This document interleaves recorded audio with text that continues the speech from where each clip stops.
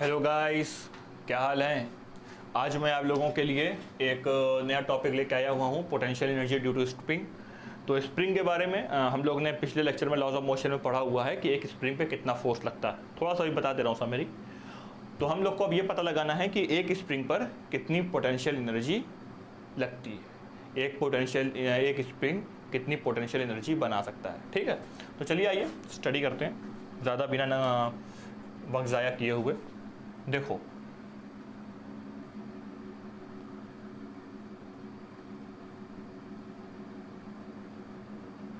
ये हमारे पास एक स्प्रिंग है दिस,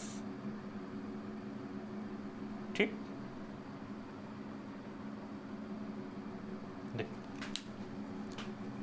मान लो यहां से जो x है वो 0 है, ठीक। यहां से लेके चलेंगे, या x नहीं, मान लो ये है x1, ठीक।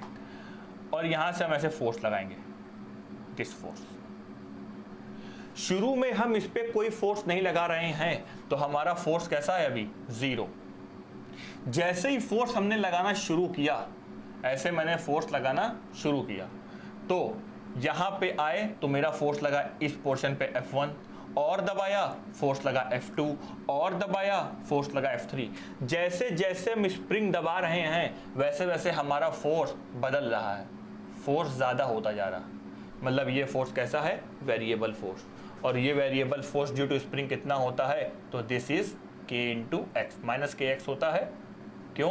क्योंकि स्प्रिंग हमें अपोजिट फोर्स लगाती है। अपना लगाया हुआ फोर्स हटाएंगे तो ये स्प्रिंग वापस आ जाएगी, ठीक। F is equal to KX। अच्छा, अब सुनिए, हमने यहां से ऐसे इस स्प्रिंग पर फोर्स लगाया और इसको कंप्रेस करते गए, ऐसे दबाते गए और दबाकर ऐसे कर दिया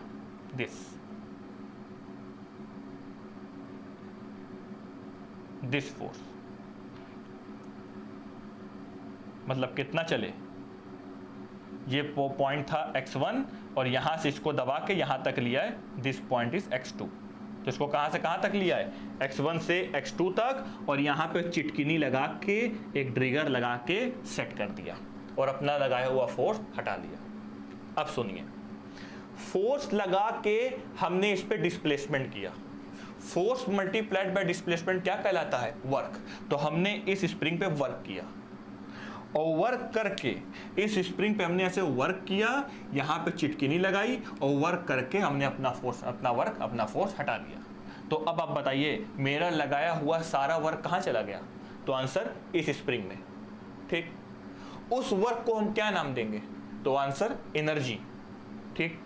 उस एनर्जी को हम क्या नाम देंगे, तो याद रखिए इसकी लोकेशन चेंज हो गई। पहले इसकी लोकेशन x1 थी, अब इसकी लोकेशन x2 हो गई। जब किसी ऑब्जेक्ट की लोकेशन चेंज हो जाए हमारे वर्क लगाने से, तो उस ऑब्जेक्ट के पास एक एनर्जी आ जाती है और उस एनर्जी को हम बोलते हैं potential energy. This is potential energy.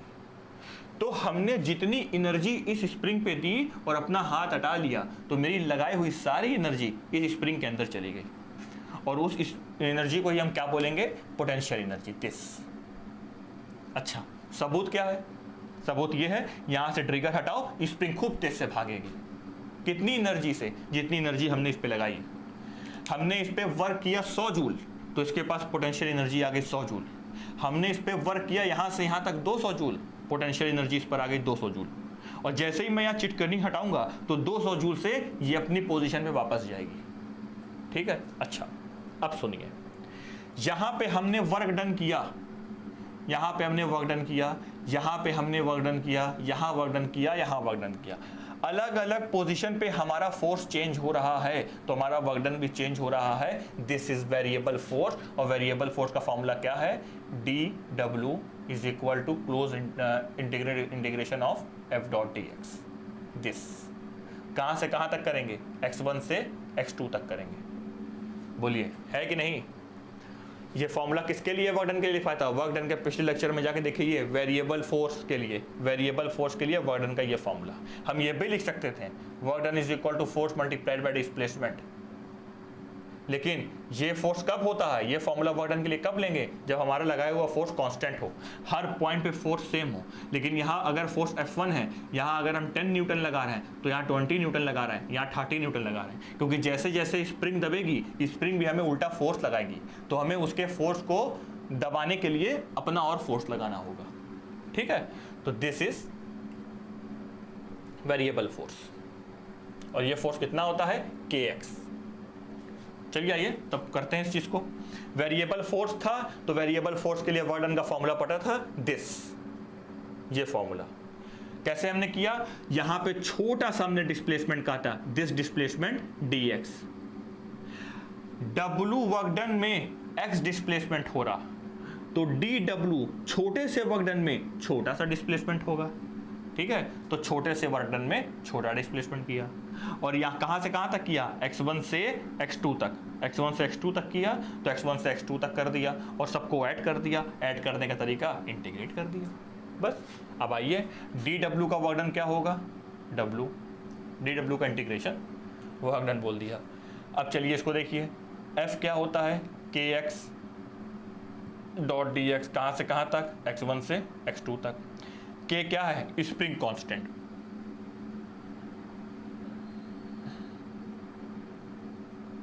Spring constant, this is k। k का रोल क्या होता है, जितनी ज्यादा स्प्रिंग टाइट होगी k उतना ज्यादा होगा, और जितनी स्प्रिंग लूज होगी k उतना कम होगा। तो work done is equal to k बाहर आ गया, this.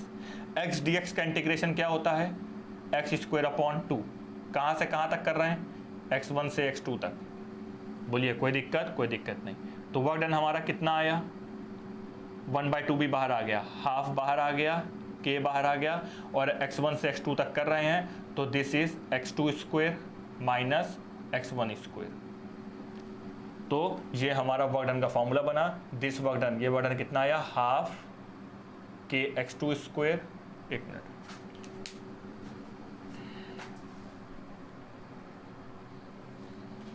this work done is equal to half k x2 square minus half k x1 square। और हमारा लगाया हुआ वर्क डन ही क्या कहलाती है, एनर्जी, और वो एनर्जी किस में कन्वर्ट हो गई, पोटेंशियल एनर्जी में। तो this is potential energy, potential energy is equal to, potential energy किसकी, स्प्रिंग की, क्योंकि जितना वर्क हम कर रहे हैं स्प्रिंग पर कर रहे हैं, तो पोटेंशियल एनर्जी किस पे जाएगी, स्प्रिंग पर जाएगी। Half k x2 square minus half k x1 square. अब इफ x1 इज 0, मान लो हमने इसको 0 से स्टार्ट किया है, 0 से स्टार्ट करके x तक ले गए, x1 को 0 माना, x2 को x माना, दिस 0 से स्टार्ट करके x ले गए, तो x1 0 है तो ये क्वांटिटी 0 हो गई, x2 क्या है, x, तो पोटेंशियल एनर्जी का क्या फॉर्मूला आया, पोटेंशियल एनर्जी का फॉर्मूला आया हाफ k x स्क्वायर, बस। मतलब इंटीग्रेशन 0 to x कर दिया। This is the formula of potential energy for a spring, this. जितना ज्यादा डिस्टेंस चलेंगे हमको उतनी ज्यादा पोटेंशियल एनर्जी लगेगी, जितनी ज्यादा स्प्रिंग टाइट होगी मतलब उतना ज्यादा स्प्रिंग कांस्टेंट होगा, उतनी ज्यादा हमको पोटेंशियल एनर्जी लगेगी। तो इस चीज को आप नोट कर लीजिए कि एक स्प्रिंग पर इतनी पोटेंशियल एनर्जी होती है, नोट कर लीजिए इस चीज को। अब एक चीज और सुनो, पूछो क्या, हर एनर्जी के फॉर्मूले में एक हाफ होगा, एक कांस्टेंट होगा, एक वेरिएबल का स्क्वायर होगा। जैसे काइनेटिक एनर्जी का फॉर्मूला क्या है, हाफ mv स्क्वायर, m क्या है, कांस्टेंट, वेलोसिटी वेरिएबल का स्क्वायर। अब सुनिए पोटेंशियल एनर्जी का फॉर्मूला क्या है, हाफ कांस्टेंट के x स्क्वायर, दिस x, और ये x बदल रहा तो वेरिएबल का स्क्वायर। इलेक्ट्रिक फील्ड फॉर्मूला क्या है, half epsilon not e square, potential energy. तो हर चीज में एक हाफ होता है, हर एनर्जी के फॉर्मूले में एक हाफ होगा, एक कांस्टेंट होगा, एक वेरिएबल का स्क्वायर होगा, यही चीज है भाई। ठीक है, तो इस चीज को आप नोट कर लीजिए। फिर इसका एक छोटा सा दूसरा मेथड बताते हैं। देखिए मैं यहां से बता रहा हूं, ठीक है, इस चीज को यहां समझिए। देखो यहां से हमने फोर्स लगाया, शुरू में तो फोर्स हमारा 0 था, और यहाँ तक हमें लगा फोर्स F, बीच में कुछ फोर्स हुआ होगा 1 न्यूटन, 2 न्यूटन, 8 न्यूटन, यहाँ तक आते आते हमको फोर्स लगा 10 न्यूटन। मतलब फोर्स हमारा चेंज हुआ 0 टू F। डिस्प्लेसमेंट कहाँ से कहाँ चले? 0 to X। This is force, this is displacement. Work done का फॉर्मूला क्या होता है? Force multiplied by displacement. Work done is equal to force multiplied by displacement. कितना चले? 0 टू X, तो this is X। Work done is equal to, अब सुनिए, यहां पे आप कौन सा फोर्स रखेंगे? 0 वाला फोर्स रखेंगे कि F वाला फोर्स रखेंगे? तो याद रखिए हम इसका एवरेज रखेंगे। कौन सा फोर्स रखेंगे? Average force. एवरेज फोर्स क्या होता है भैया? एवरेज फोर्स होता है इन दोनों का सम divided by 2, F1 plus F2 upon 2। This is average force. तो बताइए F1 कितना है? 0 प्लस F2 कितना है? F upon 2। ये कौन सा फोर्स रखेंगे हम? Average multiplied by displacement into X। तो work done is equal to F upon 2 into X। तो work done is equal to F क्या होता है? kx, this is kx upon 2 into X। तो वर्क डन हमारा कितना आया? This is half kx square. This is also a correct method. तो आप इसको ऐसे भी सॉल्व कर सकते हैं, ठीक है। तो कैलकुलस मेथड से आप वैसे सॉल्व करेंगे, और अगर आपको सिंपल मेथड चाहिए तो दिस इज सिंपल मेथड। यहाँ पे बस हमको एवरेज फोर्स रखना है, और एवरेज फोर्स कितना होता है? 0 से F तक फोर्स लगा रहे हैं, तो F1 प्लस F2। मान लो हम फोर्स लगा दे 2 से लेके 10 तक, तो एवरेज फोर्स कितना होता? 2 प्लस 10 अपॉन 2। तो 10 और 2 12 अपॉन 2 कितना आता? 6 न्यूटन। समझ में आई बात? ऐसे तो ये भी नोट कर लीजिए, this is force due to spring. तो सिंपल सब लेते कि कहानी एक ही आई कि किसी भी स्प्रिंग में वर्क डन कितना लगेगा? हाफ kx स्क्वायर, और उसी वर्क डन को हम क्या बोलेंगे? Potential energy. This is potential energy, half kx square. Potential energy क्यों दे रहे हैं? क्योंकि हम इसकी लोकेशन चेंज कर रहे हैं, और लोकेशन चेंज होने में जो एनर्जी लगती है ना, उसको पोटेंशियल एनर्जी ही बोलते हैं। तो बस ले दे के कहानी एक ही बनी, हाफ kx स्क्वायर। तो चलिए, पोटेंशियल एनर्जी के बारे में आपने पढ़ लिया। अब आगे वर्क के बारे में आपने पढ़ लिया, सारी एनर्जी के बारे में पढ़ लिया। Tomorrow we will study about unit of energy, फिर उसके बाद कंजर्वेशन ऑफ एनर्जी, फिर पढ़ेंगे पावर के बारे में। Okay, thank you.